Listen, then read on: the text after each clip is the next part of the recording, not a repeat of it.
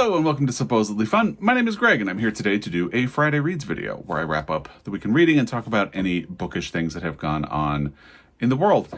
Not much to talk about in the bookish world, so we're gonna head straight into the Friday Reads this week. I'm actually filming this on Thursday. My usual routine is to film my Friday Reads video on Friday and then post it on Saturday. I decided to do it a little bit earlier this week because I finished 3 books, so I have plenty to talk about without waiting until tomorrow. And there's no way I'm going to finish the 2 books that I am currently reading before tomorrow. So I thought, why not just make my life easier? Because whenever I do film a Friday Reads on Thursday, life is a lot easier. Fridays can be a little bit chaotic because you're getting ready for the weekend. So sometimes fitting in a Friday Reads, like filming and editing and posting, can be a lot. This way I could just film it today, edit tomorrow, and worry about the upload tomorrow, and then it'll just be there for you on Saturday. So that's what I'm doing. And I talked last week about how I felt like I was experiencing a little bit of reading burnout. And it's so funny because a lot of the time when you experience something like that, you have no idea if it's going to be like a sustained thing or if it's going to just turn out to be like a blip. And for me, it turned out to be kind of like a blip. So I think what helped a great deal was the things that I chose to read and focus on. I found a book, like a print book, that really helped me get back in the spirit of reading in print. I had kind of slowed down. So I'm back. And it's just funny that one book turned it all around for me. I mean, will that last? I don't know. That's the thing. You never really know if it's going to end up being something more long-term that you have to kind of figure your way through, or if it's going to be something that is just really quick and works itself out. And thankfully for me, that is what ended up happening. So I'm back in a reading groove. Anyway, the first one is actually going to be really easy to talk about because I have already filmed an individual review for this. I don't usually do individual reviews, and to be honest, posting an individual review of The South by Tasha reminded me why I don't do individual reviews. Like, the views on that are pretty much in the toilet. And, you know, I'd love to be the type of person who doesn't pay attention to that, but it's hard not to. So, I mean, it's a Booker thing. It's fun. It's fine. If I do continue reading my way through the Booker Prize, I'll probably continue to do standalone reviews of the Booker longlisted books. We'll see. I had thought that I was going to pick up another Booker longlisted book in print instead of what I'm currently reading, but we'll get to that when we get to my current print book read. So the first book that I finished this week was The South by Tash Ah.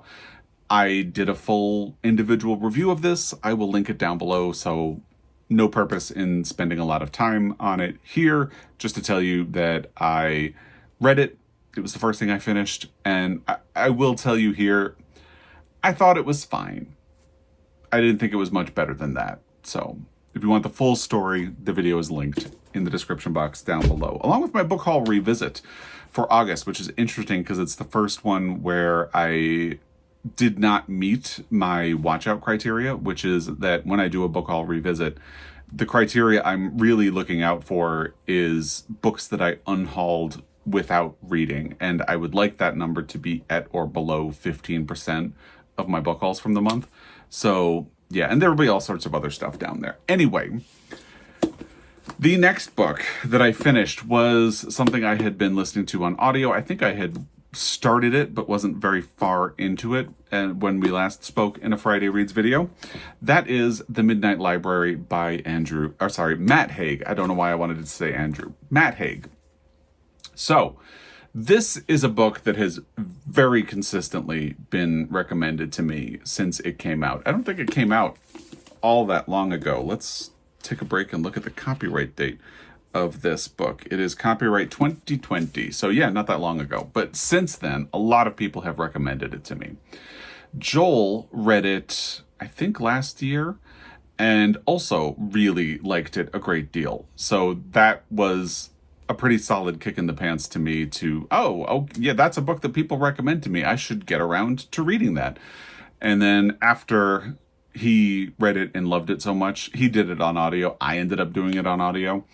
But I found this print book, so I still have a copy of it in my library.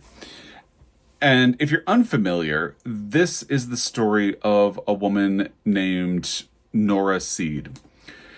In the beginning of the book, she is feeling very dissatisfied with her life. Things haven't really turned out the way she had thought that they would. And then her cat dies, trigger warning number 1. And the next day, I believe, she is fired from her job, which she doesn't really like in the first place. So that prompts her to attempt suicide. And that's big trigger warning number 2. I will say for the first trigger, I am someone who really gets upset when an animal dies in a book. And although this is a traumatic thing for her and it is very sad, I was able to get through it. So I don't know if that means anything to you. You know your own boundaries pretty well, but I would not want you to go into this book not knowing that in the opening, a cat does die. And as Nora, so she finds herself in a place that is in between life and death. For her, it presents as the Midnight Library, a never-ending library. And in the Midnight Library, she is allowed to experience life if she had made different choices. For example, because she struggles with anxiety, she had backed out of a band that her brother and one of her brother's good friends were in. They had been on the brink of being signed to a label.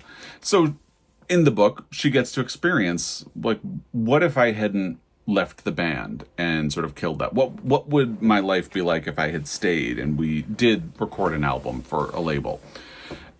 And when she was a kid, she was really interested in glaciology, and she gets to experience a life where she pursued that. She gets to experience lives where she pursued philosophy, and a life where she didn't let the cat out. All manner of things. It's really interesting because, sometimes when you look at things from the present and they are in the past, you tend to ignore the negative things, especially if you're thinking about someone that you love, say your father.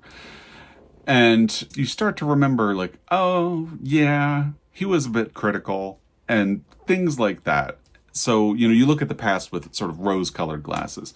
And it's also interesting to chart the similarities. So just because she may have chosen something different doesn't really mean that Nora wouldn't still struggle with anxiety. In some timelines, the anxiety is manageable without medication, but she does still experience levels of it. And in some, it's almost crippling, and she needs to be on medication to help her manage it. So, I think that's something clever that Matt Haig does, because it would be all too tempting to just assume that a different choice would make you a completely different person. But there are things that would still follow you, and anxiety for Nora is one of those things. And in some lives, it presents in different ways as well. Like, sometimes there's medication, sometimes there's alcohol, sometimes there's both. And in some lives, she has coping mechanisms, and in some she doesn't. It's something that is present, again, in all of the lives. It's just the tools that she has to deal with it that change. I found this to be a very interesting book. I enjoyed it a great deal. I can see where someone would read this and find it cheesy, or maybe emotionally manipulative. I didn't find it that at all. Clearly, Joel didn't find it to be that at all. No book is for everyone. I can absolutely see how someone would go into this and get annoyed or find it predictable. But I think it does a fair amount of original things with this idea. We've had It's a Wonderful Life, stories where you can see an alternate reality. In the case of It's a Wonderful Life, it's a life where you didn't exist at all. And that is actually something that's present here, because since she remembers the life that she had been living, she remembers people that she knew in that timeline and what their lives were like. So along the way, she also gets to see what her impact on other people's lives would have had and how they would have turned out without that impact or with a different impact from her. And it's really interesting. I didn't find it manipulative. I didn't find it cheesy. I thought it was considered and sweet and interesting. It gives you a lot of things to think about with your own life. Like last week, I think I talked a lot about me and school. It does make you think about your own life and the choices that you've made and whether or not differences matter or regrets matter. This is a book that very much grapples with the concept of regret, which is something that at my age I have thought about, and I mentioned that last week as well. And I don't really believe in regret. Like, sure, there are decisions that you could have made differently, but you made them for a reason. And a lot of the things that I could go back and regret, it was the decision that was right for me at the time. And it's easy for me now to go back and be like, I should have had more confidence, or I should have just done it this way. But back then, I didn't really have the capacity or the tools to do that. So it's unfair to judge the me from like 20 years ago with the me of today, because obviously I would make different choices now than I would at that point. So I really enjoyed this book. I thought it was great. I would recommend it. If you're the type of person who would just the description sounds cheesy, maybe it's safe to skip. But I thought it was really considered, and someone left a comment for me last week, I apologize, I don't remember who, about how Matt Haig has been really open about his own struggles with depression. And I think it shows in the book because and I think that's part of why it doesn't feel manipulative to me. It feels like he really understands and has spent a lot of time thinking about these topics. And because he has that experience, it comes out really well and relatable, especially to anybody who may have also worried about some of those things and struggled with depression and anxiety. Hi, my name is Greg. Have we met? So I really liked it. And I need to let it soak a little bit before I decide if it's one of my favorite reads of the year. It's definitely in the conversation, so we'll see how things go. But yeah, so the first book I finished that I'm talking about in this video was The Midnight Library by Matt Haig. I spent Saturday morning with 3 book options that I had pulled off of the shelf. One of those options is what I'm actually currently reading. So I thought that putting Wreck by Catherine Newman in the mix was a bit of a folly, like almost performative, like, well, I'm not going to pick this one right now because the other 2 books were gay romances. And I really thought that was what I was going to pick. And then when I sat down, what I did is I read the descriptions of the book. That's kind of what I do when I do this process, where I pick like a small pile of books and go through them to see which one is fitting my mood, because I'm like your classic mood reader. Am I the classic? I don't know, but in my mind, I'm the classic mood reader, at least. And then I would read a little bit, and when in that circumstance, I'll read the first 2 or 3 pages just to see if the vibe is right for me at this moment.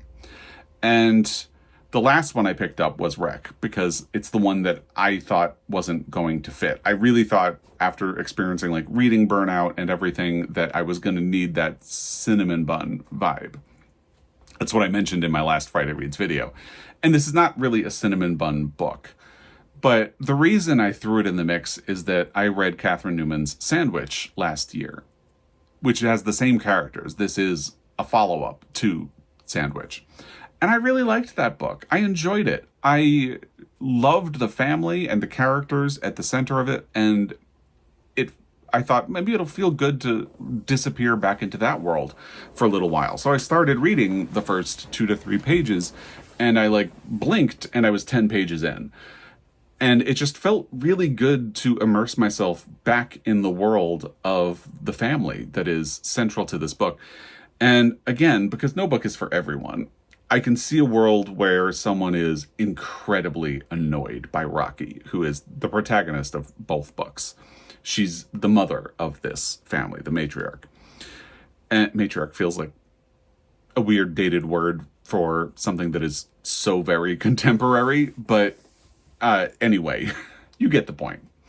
So in Sandwich, the premise is that you have this family of 4. They have always gone to Cape Cod every summer. And this summer is sort of a transitional period. And Rocky is realizing that her kids are getting older and things are starting to change. And her parents are getting older. Like, her kids are adults at this point, and her parents are senior citizens. And how long are they all going to be able to get together at this place? And Rocky is sort of facing late middle age and struggling to adapt to this new reality. And in this book, it's 2 years later, and her mother has passed away. Her father is sort of in an in-between phase. He kept his apartment in New York, but he has been living with Rocky, trying to figure out what he is going to do next. And her son, Jamie, is living in New York City with his wife. And Willa, her daughter, is living with Rocky and Rocky's husband, Nick, while she applies to graduate programs. And again, you're sort of in this period where she's still facing a lot of the same things. You know, Willa is going to move out again, and she's going to go to grad school, and she's already lost her mother, so she doesn't know how much time she has with her father, and she's getting older. And so it is a little bit of the same, but it doesn't feel like a retread at all. And it is prompted along by 2 scenarios that Rocky and Willa are kind of fixating on. And, Rocky has, in the beginning of the book, she notices a sort of rash on her forearm. So she goes to a dermatologist. And this sends her on a wild series of referrals and appointments and scans and tests and things to find out what's going on with her. So, yes, she is kind of worried about being someone who is at the later stages of middle age, and also grappling with a very real, potentially serious medical problem, because, it's so easy to catastrophize when you don't know what's happening with your body. So, and when you have doctors who are saying to you, like, I don't really know what this is, so I'm going to refer you to this other person, that's scary. It's really scary. And for someone with general anxiety disorder like Rocky and like her daughter Willa, it's really difficult to navigate those situations. And that leads me to another thing with this, where I almost feel like I should have Joel read this book, because it's not the same. It's definitely not. I like to think I'm a little less chaotic than Rocky. I am not as much of a hypochondriac, and I don't fall down like the same rabbit holes that she does. But maybe one of the comforting things about reading Sandwich and now Wreck for me is that Rocky is kind of like what it's like in my own anxiety-riddled brain. So if you want to understand what goes on in my head, you can read Sandwich and Wreck. It's close enough. It is different, but it is close enough that it feels like Rocky actually is a good way of telling people what it's like in my own brain. I talk a great deal about my own anxiety and how it ebbs and flows and things like that. And occasionally how sometimes I'll fall down rabbit holes. Earlier this year, I had to curb how much I use my phone. And it actually really helped me, because you fall down these rabbit holes where you just start to do something and you just disappear in a way. And that happens to Rocky. And just like with Rocky, it's kind of inexplicable how you fall down these. So anyway, that's like my own personal connection to the material. Rocky is also very funny. I'm not very funny, but Rocky is. There's a really great wit throughout both of the books. The other incident, and this is actually how the book opens, because when it opens, Rocky notes that two things threw her life off track. One is this rash that sends her on this series of trying to find out what's going on. The other thing is that there is an accident. A train crashes into a car in her town, and a young man dies. And this young man had gone to high school with her son. And Rocky immediately starts to fixate on it. And she can't really explain why. And I do think that this train accident feels like a narrative device that is kind of forced into the book. But ultimately it does work. There's no denying that it is a device. And the connection to Jamie, and there is another connection between the family at the center of this book and the family of the boy who dies. And I feel like it would be a little spoilery to talk about that. So as much as it feels like a device, the device actually works, because it does get interesting conversations going. And I just like where this book goes. And I devoured this book. I read it in like 2 days. It is 209 pages without the acknowledgments. And I just devoured it. I read like 130 pages the first day, and I read the rest the second day, which just tells you how much I was enjoying this book and how much I got lost in it. So I kind of hope that Catherine Newman will write more about this family, because I'm so sold. Now, this book is not released yet. I have an advanced reader's copy of it. This is coming out in October. I want to say it's the end of October. I looked it up like an hour ago, and now I don't remember. But I feel like October 28th is the date in my head. So down below, I always have links to the books that I talk about in these videos. That one would be a pre-order link. But I would say if you liked Sandwich, there's absolute certainty that you will also like Wreck. That's what happened to me. If you found Sandwich annoying, it's not going to get better in Wreck. So keep all of that stuff in mind. But I just had such a good time with both Sandwich and with Wreck. It's such a bold and unique vision of a family, and it feels relatable. Willa is in her now mid-20s, I believe. And she does have an anxiety disorder, so that's part of it, but she will like crawl into bed with Rocky and sit on a couch and like cuddle with her. And it actually feels nice, because you remember things from when you were younger and dynamics with your own family. And maybe that's just me, because I live far away from my own family. I live much closer to my in-laws, and I adore my in-laws, but we don't have that history that I didn't cuddle with them when I was small, because I didn't know them. So this just touched a lot of like personal places, and I had a really great time reading it. So this will be out in October.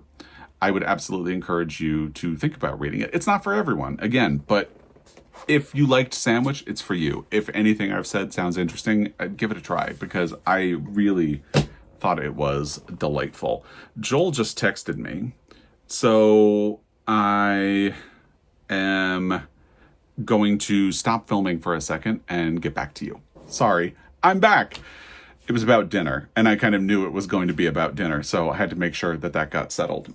So those are the 3 books that I have finished this past week. Let's talk about what I'm currently reading. The first book that I am currently reading is interesting, because I got to do something I don't get to do a whole lot. I got to go to an author event for Dream State by Eric Puchner. This is a book that you have probably heard about. It was released earlier this year, and it was blessed by Oprah. So it became like a big bestseller. And that was actually one of the interesting things about this conversation that I got to see between Eric Puchner and Mark Sundin, who's a Montana author and apparently has been a friend of Eric Puchner's for like 40 years at this point. So it was really fascinating. And he spent a lot of time talking about how, although this is his fourth book, the first ones were received very differently. So he actually likes where he's at now, which is that when the book was released and Oprah had picked it for her book club, there was a whole wave of attention and interviews and people asking questions. He did say he loved going out to on book tour and having a lot of people there, and the people who had come and had like read his book and had questions about the work and the process and all of that.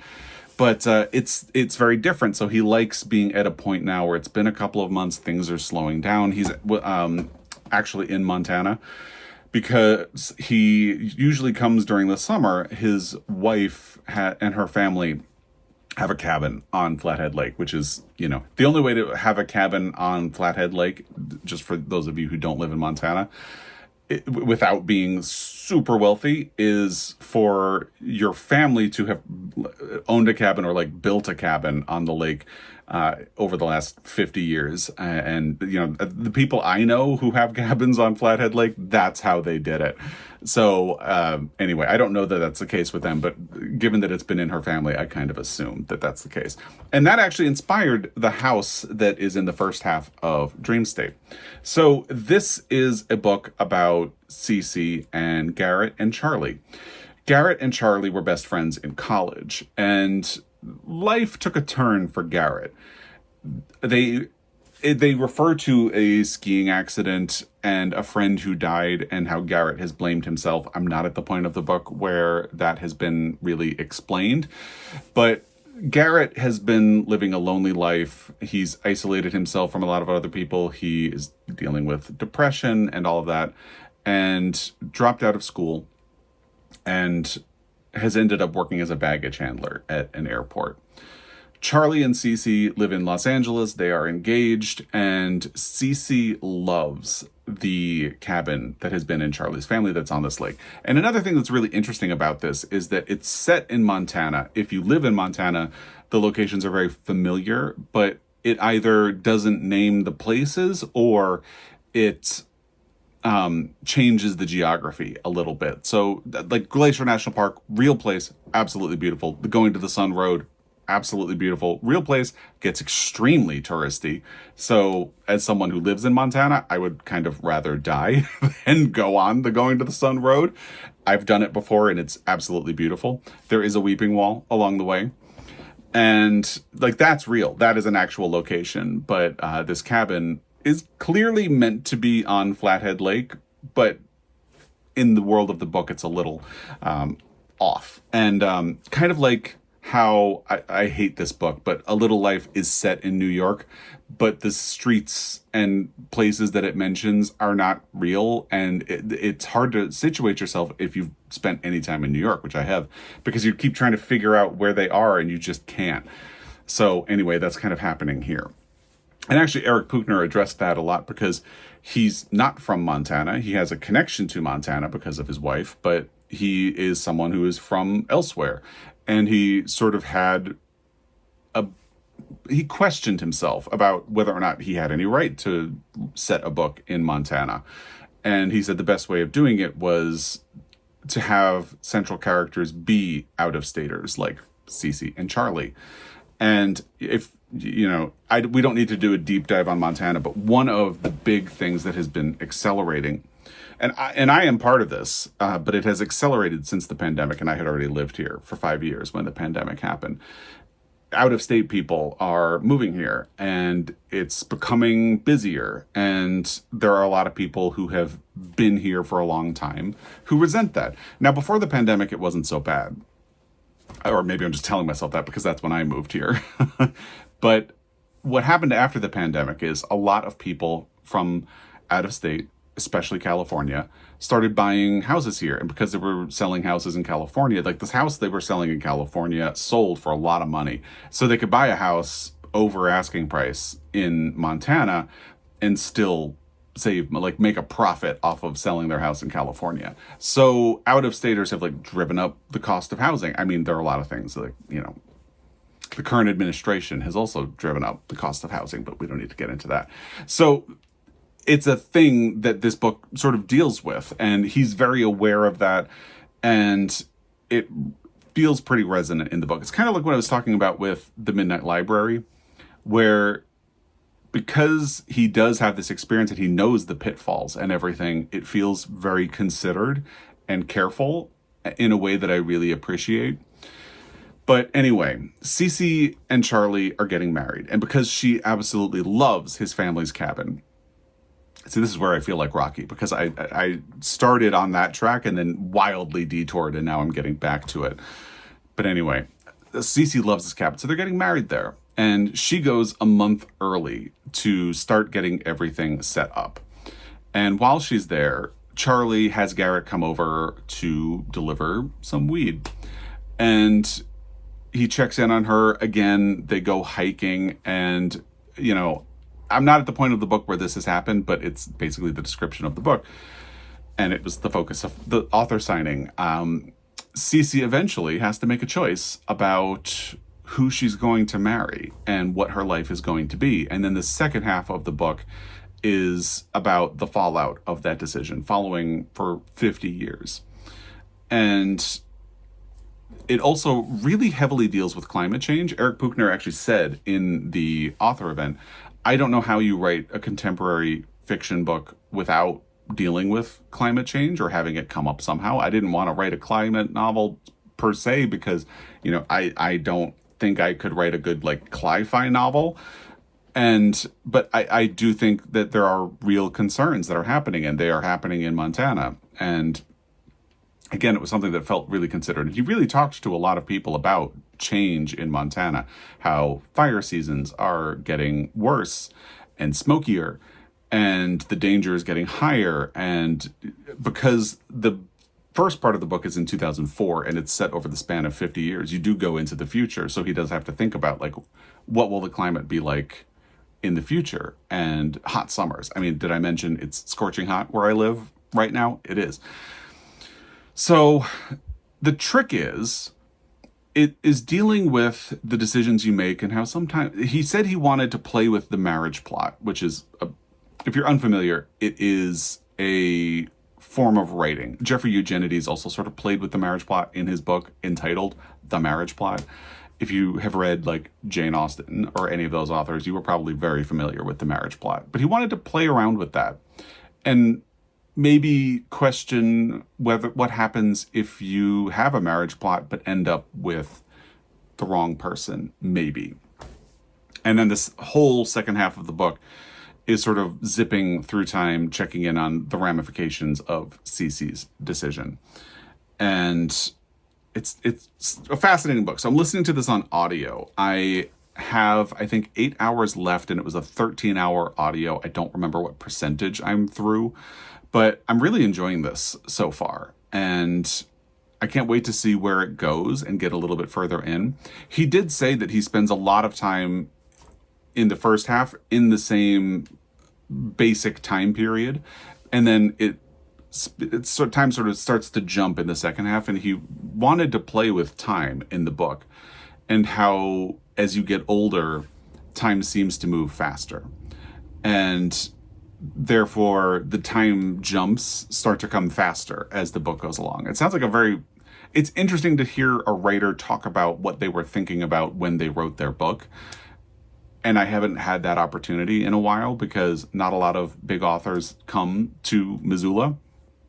And a lot of the time when there is an author event that I'm interested in, it's happening in a different city in Montana, or it's happening during the day when I'm at work and can't really get out. So I'm really glad that I got to go to an event. And then he signed afterwards, obviously. And one of the nice things about Eric Buchner is he really spent time with the people who had come. Like, I was, I think, fifth in line when the signing portion started, and it took about a half hour for me to get out of there because he talked to the four people that were ahead of me on the line, and chatted with them. They got friendly and jokey. And, you know, when I lived in New York, I feel like that would have irritated me because I'd been like, come on, come on, come on, come on. And now, you know, that there's a reason I left New York City. And it's that I need those reminders. Take it slow. Be patient. Everything's fine. And it was just lovely. So here is where he signed my book. He wrote, "For Greg, thank you for coming out tonight and for buying the book. Best of luck with your Welsh Terrier, Eric." Because of course, when we started chatting, I like immediately brought up Teddy, and I might have shown him a picture of Teddy. So that's Dream State. That's the first book that I am reading, and I'm grateful that I had this experience going to an author event. Again, largely because I don't get to do that very much where I live. There are sort of trade-offs, you know. Yes, I have a much more slow-paced life, and that suits me and my anxiety, but, you know, less access to author events. Although Montana Book Company does have a lot of author events and some good ones, but because I don't live in Helena, it's hard to go to those events. So the print book that I am currently reading is Winging It With You by Chip Pons. This was a book that was sent to me by Putnam, but it's released right now, so this would not be a pre-order if you check out those links. And it is in paperback. Like, this is a finished copy of the book, not an advanced reader's copy. Now, I did get access to The Land in Winter through NetGalley, and I really thought that was going to be my next book. But two things. First, I was going to read it on my phone, and the way the eGalley looks, and I haven't figured out if I can change this, is that it shows 2 pages at once, which makes the print really tiny. And that was annoying me. And the other thing is, I pretty quickly realized I'm just not in the mood for something serious right now. Like Dream State, which is a very funny book, by the way, as well. It's dramatic and funny, which I appreciate. That's kind of the headspace I need to be in. And I don't know if The Land in Winter is funny, but people haven't said that it's funny. They have said that it's sad. So I was thinking about it. It's like, you know, I'm doing well. I'm come back from this reading burnout. I don't think I should do this to myself right now. So I picked up the 2 romance books that I had been considering, one of which is sitting for my next round of going to my pile of possibilities. And of the 2, I decided to read Winging It With You. So this is about 2 men, obviously. Asher has been in a relationship with a man named Clint for several years, and his partner or boyfriend has wanted to go on a very amazing race-coded show called The Epic Trek for years. And now, because it would make him happy, they have auditioned, gone through the whole application process, and they were selected. They get to the airport to go, and Clint dumps Asher at the check-in desk. And Asher, in a fit of pique, decides he's going to do it without Clint.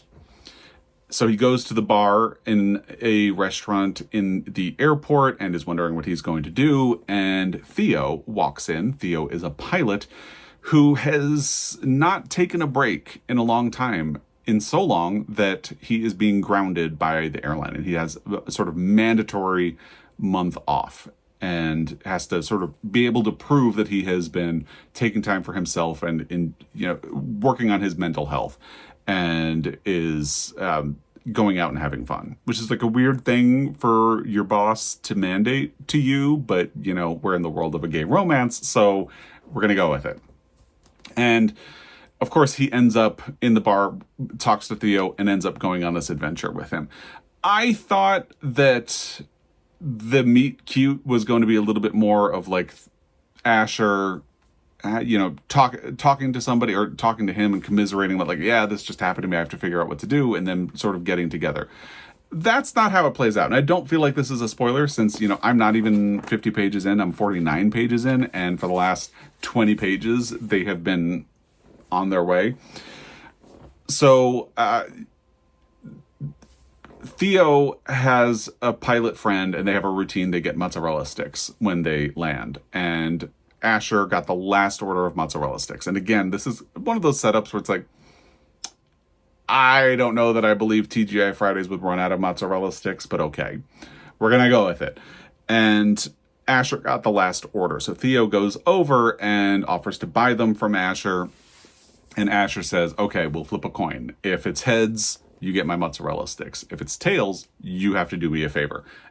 And he wins, and they just get on the plane. And Theo goes. So you can kind of tell that this is a debut. And like, there are aspects of a romance novel where you do have to go on it. But like, that to me was kind of like, I don't know if I would get on a plane with someone just because I lost a coin toss to them. But it's okay, because the rest of the book is cute, but, you know, it's just, you know, logic brain is interfering a little bit. I need to just take this as something fun that I'm doing right now. And it is fun. I have been enjoying it. So that is what I am currently reading in print. I'll be working on finishing Dream State. I don't know what my next audio will be. I currently have a pile of possibilities.